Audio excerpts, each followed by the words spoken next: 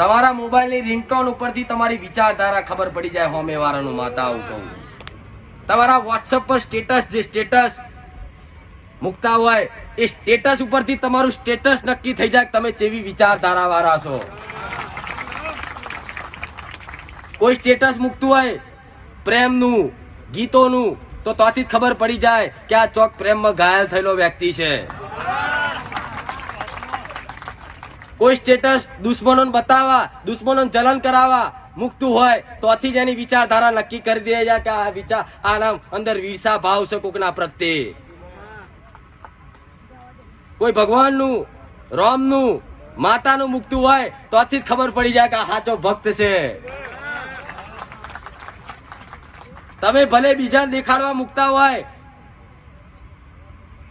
તમે મૂકો છો તો બીજાને બતાવવા જ મૂકો છો પણ દોસ્ત તમારો